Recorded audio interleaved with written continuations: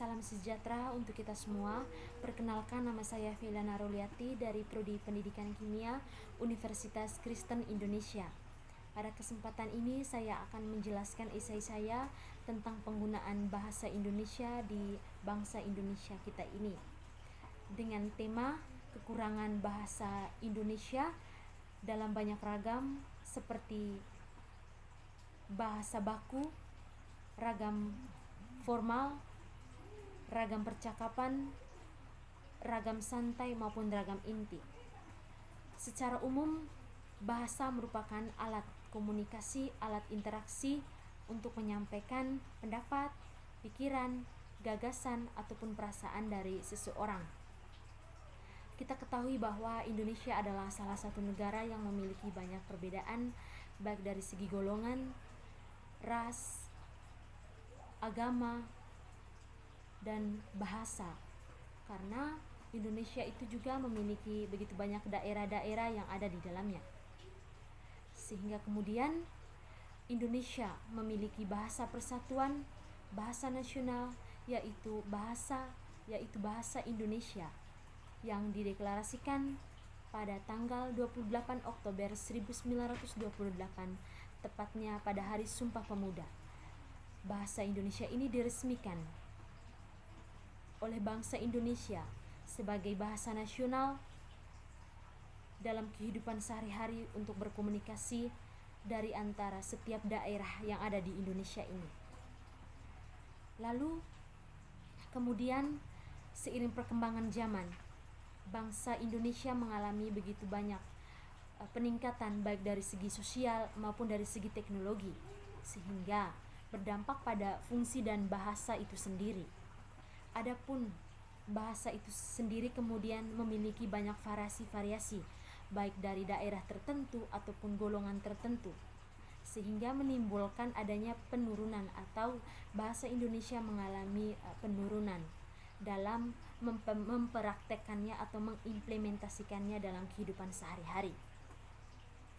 Baik, pada kesempatan ini, mengapa kemudian banyak ragam bahasa seperti ragam bahasa formal, ragam bahasa intim, ragam bahasa percakapan, ragam bahasa santai itu kemudian menjadi sebuah kekurangan dalam bahasa Indonesia. Dan saya melihat ini dari segi formalnya.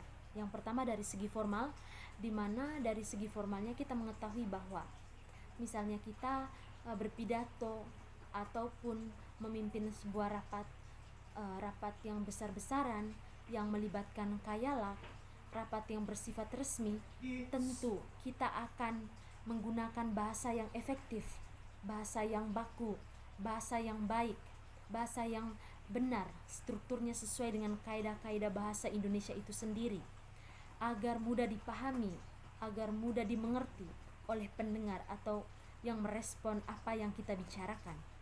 Karena kita tahu bahwa dengan adanya bahasa Indonesia ini akan mempertemukan setiap perbedaan-perbedaan bahasa dari setiap daerah-daerah yang ada di Indonesia ini.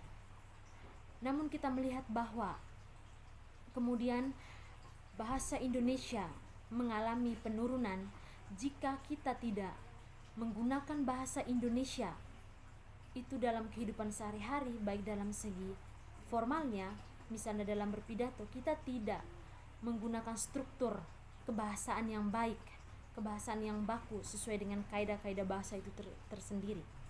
Kita kadangkala menyingkati bahasa-bahasa misalnya dalam berpidato yang kemudian akan mengalami penurunan, akan mengalami suatu kebiasaan kita dalam berbahasa Indonesia, dalam berbahasa yang membuat bahasa Indonesia itu kemudian mengalami penurunan. Kemudian kita melihat dari segi informalnya. Kadangkala segi informal ini juga menjadi sebuah kebiasaan, baik dari daerah-daerah tertentu ataupun juga dari golongan-golongan masyarakat yang sudah menjadi kesepakatan yang dapat dimengerti baik pembicara ataupun pendengar. Misalnya kita berbicara atau berkomunikasi dengan keluarga, tentu bahasa yang kita pakai itu menggunakan bahasa-bahasa yang tidak baku, bahasa-bahasa di luar struktur dari bahasa Indonesia.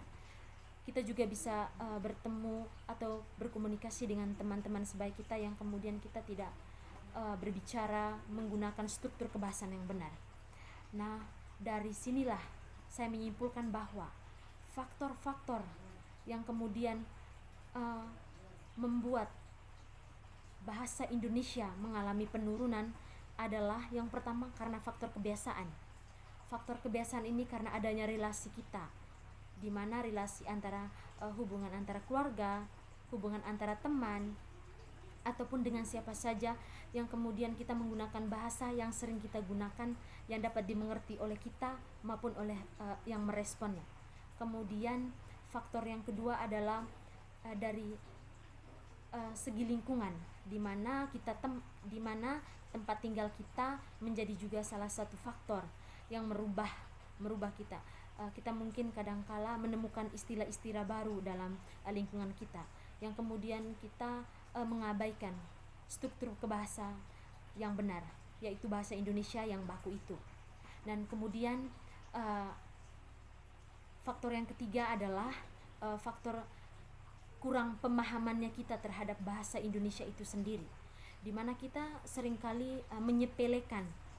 Kita seringkali bahwa bahasa Indonesia itu mudah, namun ketika kita tidak membiasakan diri untuk berbahasa Indonesia, itu akan sangat sulit untuk kita implementasikan dalam kehidupan kita sehari-hari. Dan kemudian faktor yang terakhir adalah karena media massa atau teknologi.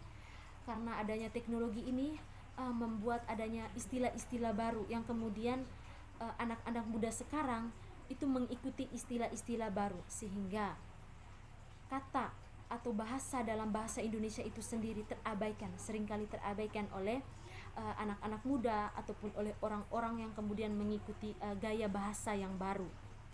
Dan saran dari saya adalah, karena kita tahu bahwa bangsa Indonesia adalah bangsa yang memiliki banyak perbedaan dan kemudian memiliki bahasa persatuan sebagai bahasa pertemu antara satu daerah dari daerah yang lain, maka dengan demikian kita harus berlatih, kita harus mengasah kemampuan kita dalam berbahasa Indonesia agar kualitas atau mutu bahasa Indonesia itu semakin meningkat, semakin berkembang dalam kehidupan sosial, dalam kehidupan berpendidikan di bangsa Indonesia ini. Dengan demikian kita bisa mengangkat derajat bangsa Indonesia melalui bahasa Indonesia yang kita pakai, yang kita gunakan dalam kehidupan sehari-hari. Bukan berarti kita juga menyepelekan bahasa daerah kita, bukan berarti kita juga mengabaikannya, tetapi kita harus mampu mengimbangi diri kita dengan bahasa Indonesia sebagai bahasa persatuan, karena kita tahu bahwa bahasa Indonesia ini merupakan bahasa yang diperjuangkan oleh kita sesama bangsa Indonesia sebagai bangsa yang nasional, sebagai bangsa yang merdeka. Itu dengan menyatakan bahwa kita itu memiliki kesepakatan bahwa walaupun kita berbeda-beda daerah, tetapi kita bisa berkomunikasi dengan satu sama lain dengan menggunakan bahasa nasional, yaitu bahasa Indonesia. Sekian dari saya. Jika ada kesalahan ataupun kata-kata saya yang menyinggung perasaan Bapak dosen ataupun teman-teman sekalian, saya mohon kritikan dan sarannya. Sekian dan terima kasih.